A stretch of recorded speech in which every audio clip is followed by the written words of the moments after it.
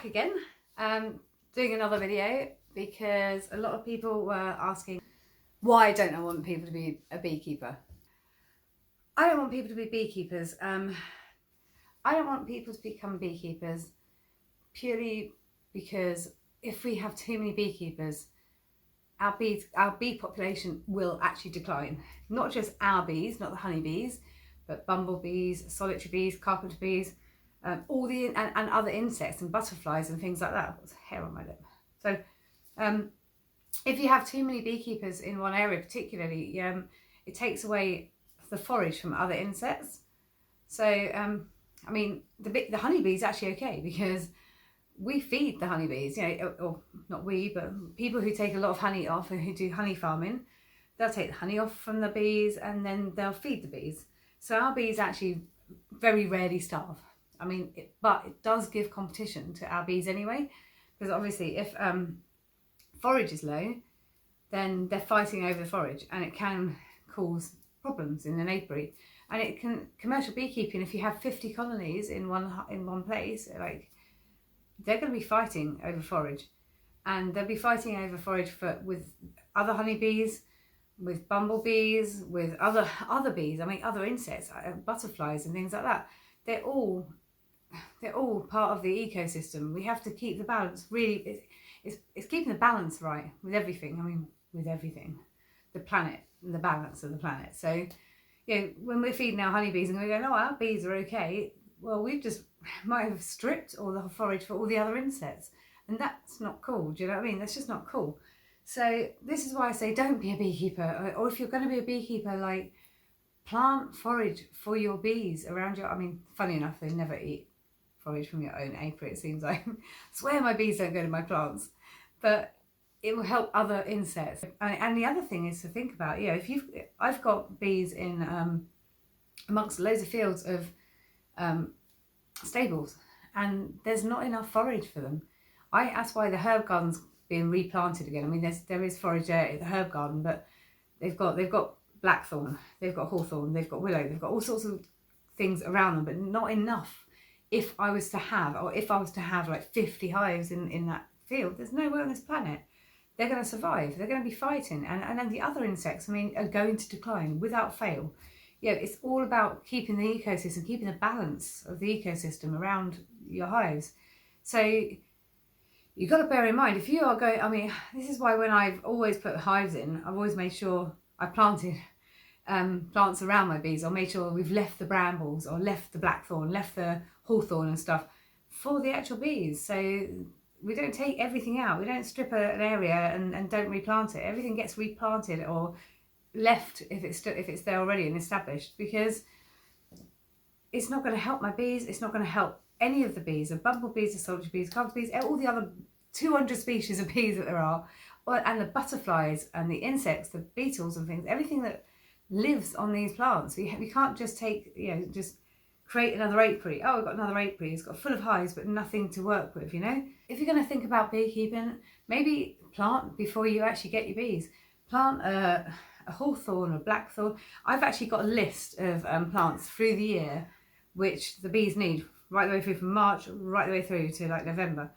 And of course, keep your weeds. Don't keep weeding the gardens, guys. I get really fed up. Weeds are only weeds if they're in the wrong place, okay? And weeds have got flowers. They help insects. They help the entire insect population, Like, stinging nettles. I pulled out loads of stinging nettles last year for my allotment, but I left loads. Do you know what I mean? Because it's like, they are really important for the butterflies. I mean, they have lay eggs underneath them. I never cut anything down until after February, March time, because you start cutting things down, the larvae of those insects that has been in hibernation all winter is going to be destroyed.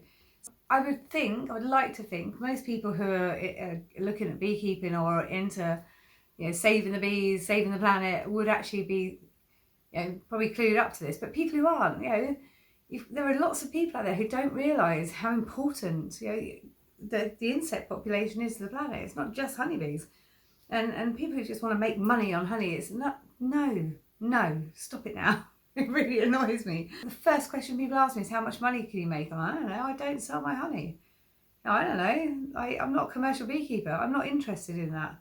I'm interested in the hive. I'm interested in, if you open a hive and see how they work and realise how intelligent this species is, you'll change your mind about bees. If you're just commercial beekeeping and raping the bees of the honey all the time, I mean, that causes hive stress, that causes hive disease. It's not, you've got to be mindful of everything you do in this life. I'm creating my life to try and balance how much I use my car. I mean, obviously I have to have a car to carry my hives around, for my hairdressing. You know, try and minimise the amount you're using it, minimise the amount you go to horrible commercial nasty supermarkets that destroy the planet. You know, everything nowadays is you have to be mindful of it all, you know. Every single thing you do. I would never buy off Amazon. I very rarely go to big supermarkets. I just know, like, think about where you're buying things from. I go to my local farm. I get eggs from my farm. Work with your local farmers. Work with the local people around you. People are baking bread. The bakeries, use them. Everything, you have to be mindful of what you're doing nowadays. I am not perfect. I am nowhere near perfect. Most of my clothes are second hand, to be fair, because I like to go to second hand shops, but a lot of stuff I get given. And you know, but when I'm buying something new, I think, do I need this? Where is it from? Is it sustainable? Have it, you know, who is being ripped off by this? You know, what poor person in another country is in slavery because of this? You know, this is not about this is not an environmental post. I wasn't even going to do an environmental post, but it was going to be why not to be a beekeeper, but I think I've gone fully into one now. I think I probably should shut up. But I think why not to be a beekeeper is why I say to people, why do you want to be a beekeeper? What is it about? If you want to make money, you've got to be even more mindful. Do you know what I mean? If you want to make money out of honeybees, which I don't agree with, but it's what people do, and that's fair enough because the equipment is freaking expensive. Like, I get that. And I'm looking at other ways, you know, making sort of like beeswax, which is an extra because I clean my hives out, and making lip balm and creams and things like. There's other things to do, but like literally, if the first thing you say to me is how much you're gonna get, how much am I gonna get from this? I don't even want to talk to you really. How much you're gonna get out of these poor bees? You know, no, it's an insect who's working, doing their wonderful, amazing job of pollinating our plants, and then we're raping them of their plants because we're creating a massive apiary where you're going to make shitloads of money out of them. No, sorry. I get commercial beekeeping. I get it's what people do for a living. If you're going to do that, plant forage, plant trees, plant shrubs and things that flower all year round. You know, go with the local native plants, not the stupid, like, genetically modified hybrids. I can feel myself going off again, so I'm going to stop now, I think. But yeah, probably best I go get some lunch because I'm obviously hungry. So I'm going to go. And if you have any questions about beekeeping, or if you'd like to know more about planting for the bees, which is really what I'm getting at in this one, I guess, yeah, give me a shout. See you later.